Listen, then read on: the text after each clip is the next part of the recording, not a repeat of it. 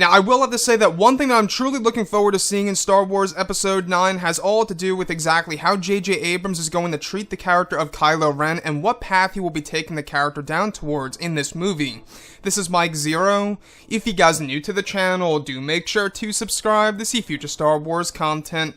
Now, I will say that when I think about Kylo Ren in The Force Awakens and The Last Jedi, he did need a couple of improvements here and there, and now going into this movie, we do know that J.J. Abrams is really going to take advantage of this character by making him be fully embraced within the dark side and making him a whole lot more evil than Darth Vader ever was in the original trilogy.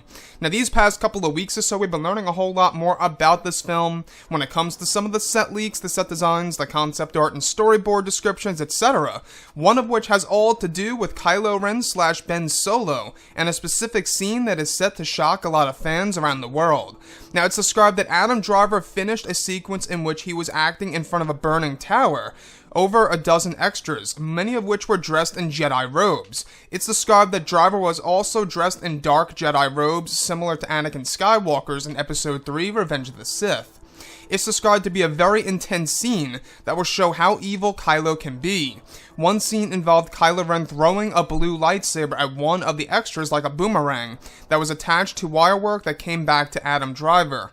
Another sequence involved two extras attached to wires, making a high jump also wielding blue lightsabers, attempting to attack and kill Kylo, where Adam was put in a stance where he was initiating a force stasis technique on the extras that are eventually thrown away into the ground. Now, lastly, a sequence involved Driver charging toward one of the Jedi and stabbing them through their abdomen.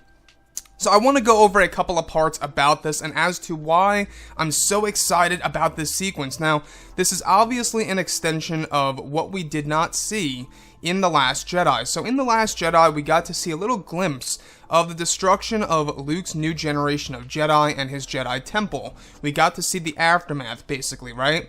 Now, we do know that Luke Skywalker had this auditory hallucination where he actually heard, the screams, the agony of his new generation of Jedi being killed one by Ben Solo, and as well as some of his allies, some of the ones that turned to the dark side.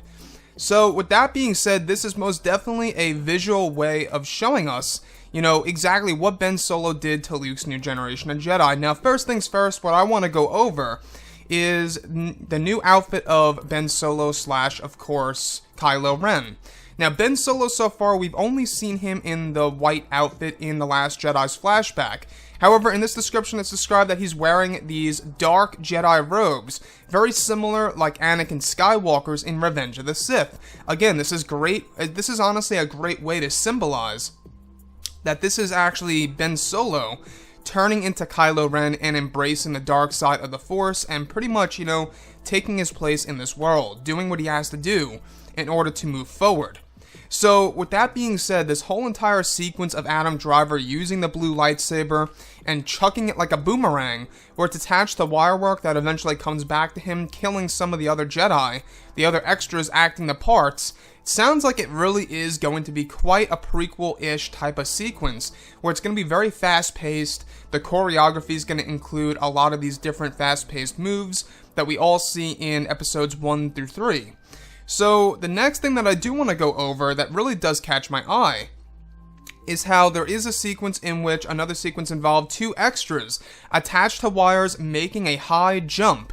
So as you all know, Jedi can make high jumps, and that's something that we didn't necessarily get to see in the sequel trilogy as of yet.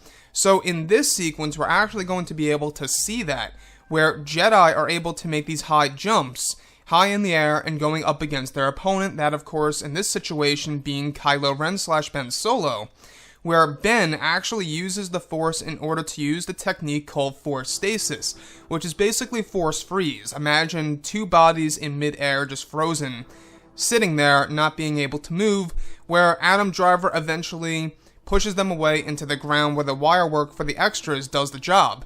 So this to me sounds like it really is going to be a sequence that really shows us how relentless and evil Ben Solo / Kylo Ren can really be at Luke's new generation of Jedi, and of course, what he's going to be like in, of course, Episode 9 by JJ.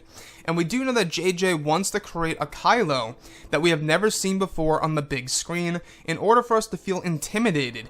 Now, yes, there is going to be a threat in this movie that will make Kylo feel vulnerable, but that's not going to be until the second and or third act of the film, and who knows exactly where that's going to lead for that character. It might only make him more powerful, for all we know, right? So the last thing that I do want to go over that really does interest me is the sequence that involved Driver charging, running toward one of the Jedi and stabbing them through their abdomen, using the blue lightsaber hilt. Again, like I say, I mean, this sounds like this is going full on Anakin Skywalker killing the Separatists in Revenge of the Sith. Seems as though that this is a parallel to that actual sequence. Anyways, guys, drop a comment below. Let me know what you think about all of this in the comments. And if you guys did enjoy the content for today, do make sure to drop a thumbs up on this video to support the channel. I thank you all so very much for the kind support, and I'll catch you guys next time.